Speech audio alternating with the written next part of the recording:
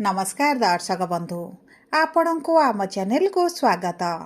पवित्र महाशिवरात्रि उपलक्षे समस्त बिछा राशि व्यक्ति विशेष मानू अनेक अनेक शुभेच्छा और शुभकामना। आपणकर जदि बिछा राशि होता है तेबे एही वीडियोटी को थरे मात्र शेष पर्यंत देखंतु। निजर व्यस्त बहुल समय मध्यरु मात्र 10 मिनिट समय आपण निज पाई दियंतु कहीं आमर आजिर एही कार्यक्रमटी समस्त बिछा राशि व्यक्ति विशेषंक पाई बहुत अधिक गुरुत्वपूर्ण रही। कहीं गुरुत्वपूर्ण रही आपण वीडियोटी को शेष पर्यंत देखिले निश्चित भाव में जानीपारे, कारण यही वीडियो रे आपण को किछिटा एभले सहज उपाय जणाइबी जहाँ आपण यही महाशिवरात्रि दिन करने द्वारा आपणक भाग्य रे आसीबो बड़ परिवर्तन। एवं देखंतु एही महाशिवरात्रि दिन आपणक बिछा राशि रे बुध शुक्र सूर्य करिवे राशि परिवर्तन एवं राहुंक सहित आपणकर त्रिकोण रे विराजमान करी जीवन रे आनिबे गोटे बड़ परिवर्तन।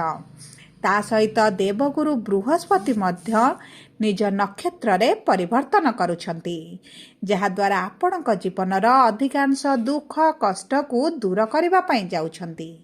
तेबे आसंतु जानिबा एही महाशिवरात्रि परठारु आपणक जीवन रे कौन सब बड़ परिवर्तन हेबाकु जाउछि। किंतु वीडियोटी को आरंभ करिबा पूर्वरु जदि आपणकर भी बिछा राशि होइथाए एवं आपण भी ईश्वर को आंतरिक भक्ति एवं विश्वास करंती तेबे वीडियोटी को लाइक करंतु। कमेंट बॉक्स रे ओम नमः शिवाय अवश्य लिखि दियंतु।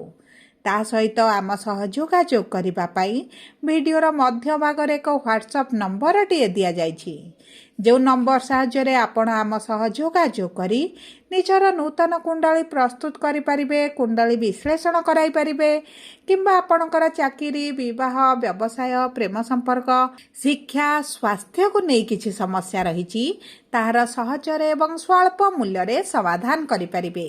सेतिपई आपण आम सह वीडियोर शेष पर्यंत जोड़ी होई रुहंतु एवं व्हाट्सएप नंबर माध्यम रे आम सह जोगाजोग करी निज समस्यार समाधान खूब कम मूल्य रे करंतु।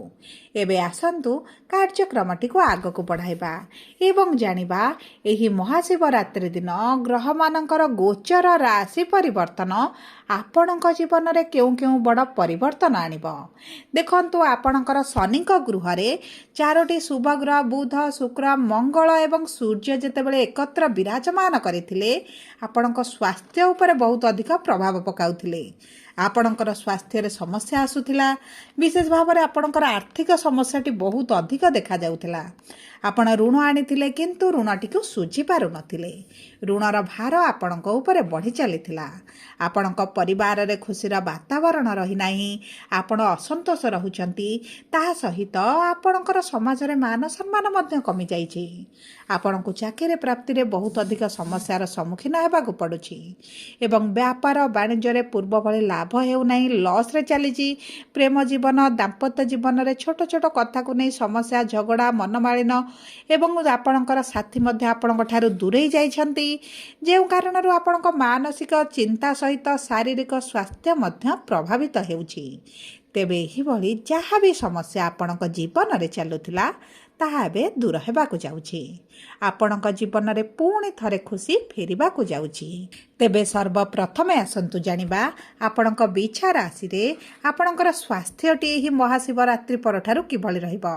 देखंतु आपणकर राशिर स्वामी आपणक त्रिकोण रे विराजमान करिसंती एवं केंद्र को गोचर करिवे, जेउ कारणरू आपणकर रोग प्रतिरोधक शक्ति रे वृद्धि घटिबो, आपणक इम्युनिटी पावर रे वृद्धि घटिबो। पूर्वर जदि किछिटा स्वास्थ्य समस्या रही से परिवर्तन आसब। विशेष भाव में आपणकर जो पेटर समस्या रही गैस डाइजेशन समस्या आपणकर कोलेस्ट्रॉल वृद्धि होगा किंबा यही छोट बड़ समस्या आपणकर जो रही एवं आपण कष्ट अच्छा पीड़ार अच्छा से आप बाहर जाऊँगी एवं विशेष भाव में आपणकर चर्मर जो समस्याटी देखा ताहा निश्चित भाव में आपणकर धीरे धीरे कमिबा आरंभ हो, कारण सूर्य मंगल केन्द्र में विराजमान हेले आपणक स्वास्थ्य उपरे बहुत अधिक शुभ प्रभाव पकाई थांती।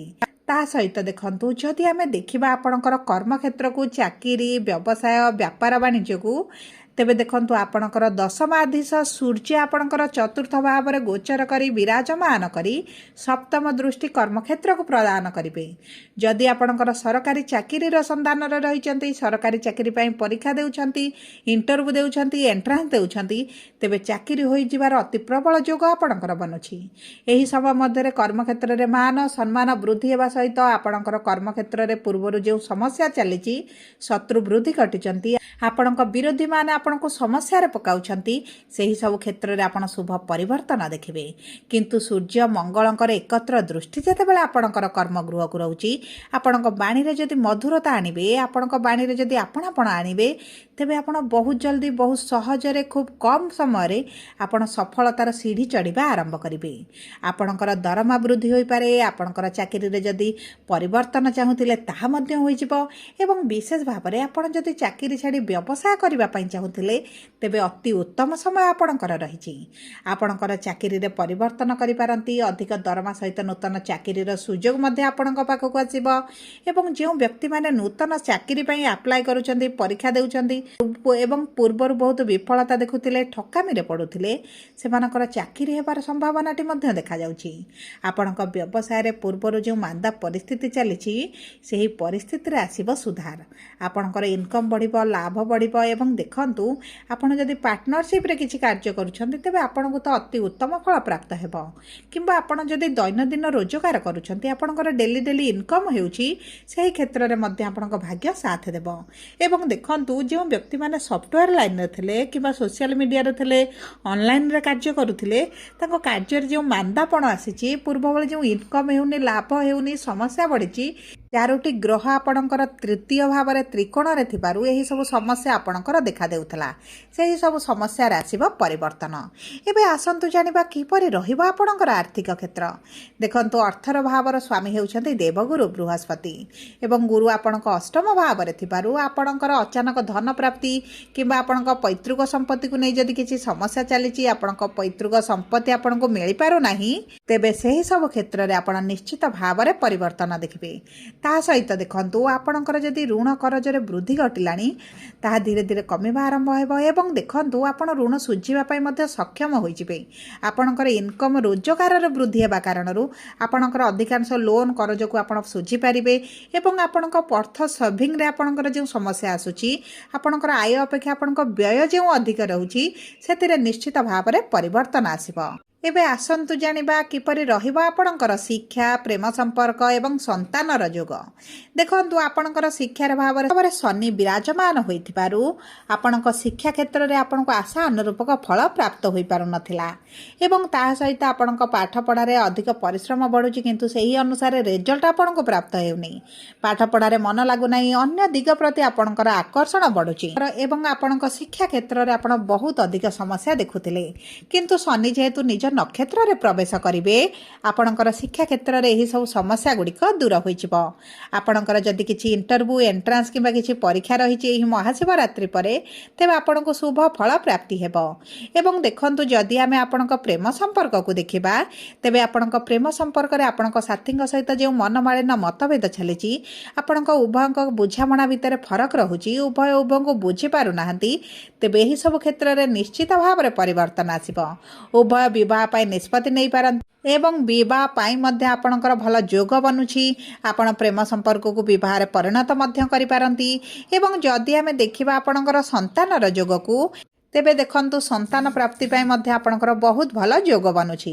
ଆପଣ ସନ୍ତାନ ସୁଖ ପ୍ରାପ୍ତି କରିପାରିବେ ଏବଂ ଦେଖନ୍ତୁ, ସନ୍ତାନଙ୍କ କ୍ୟାରିୟରକୁ ନେଇ, ବିବାହକୁ ନେଇ କିମ୍ବା ଆପଣଙ୍କ ସନ୍ତାନଙ୍କର ସ୍ୱାସ୍ଥ୍ୟକୁ ନେଇ ଆପଣ ଚିନ୍ତିତ ରହିଥିଲେ, ତେବେ ଏହିସବୁ କ୍ଷେତ୍ରରେ ନିଶ୍ଚିତ ଭାବରେ ଶୁଭ ପରିବର୍ତ୍ତନ ଦେଖିବେ। ଆପଣଙ୍କ ସନ୍ତାନଙ୍କର ଭାଗ୍ୟ ତାଙ୍କ ସାଥ ଦେବା ଆରମ୍ଭ କରିବ ଏବଂ ତା ସହିତ ଆପଣଙ୍କ ସନ୍ତାନଙ୍କ ମାଧ୍ୟମରେ ମଧ୍ୟ ଆପଣଙ୍କୁ ଧନ ପ୍ରାପ୍ତି ହୋଇପାରେ।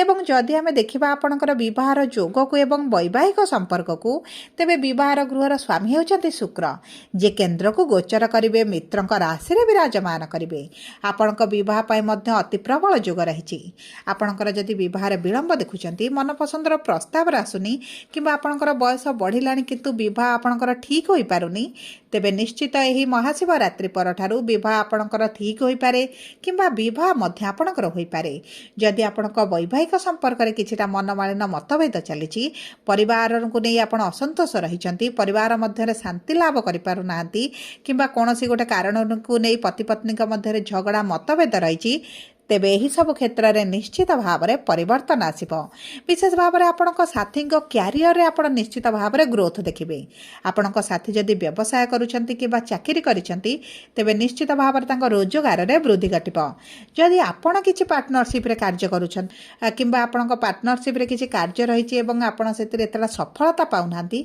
से तेबे मध्य आपणक सफलता निश्चित भाव में प्राप्त हेबो सब पर देखंतु अशुभत्व को दूर करी शुभाशुभ फल को दुई गुणित करी आपण प्रतिदिन मंगलंकर बीज मंत्र पाठ करंतु पाखरे हलदी रंगर रुमालटे रखंतु शनिंकर पूजा अर्चना करंतु एवं शनि मंदिर रे सोरिष तेल रे दीपटी अर्पण करंतु एवं यही जागर दिन आपण जदि प्रातः समय गंगा जल रे टिके जल रे मिसाई स्नान करिवे एवं जागर रो उपवास रखिबे एवं ता सहित जदि महादेवंक मंदिर रे जल अर्पण करबा सहित किछिटा मिसी रे आपण भोग लगांती तेबे आपणक पई अति उत्तम रहिबो एवं ता सहित जदि आपण महादेवंक पाखरे 21टा बेलपत्र हेउ किंबा 108 बेलपत्र आपण चढ़ांती तेबे मध्य आपणकर अधिकांश मनस्कामना पूर्ण होई जिवो सबु परे जदि आपणकर इच्छा राशि होइथा वीडियोटी कि भले लागला कमेंट बॉक्स रे लिखि जणांतु धन्यवाद।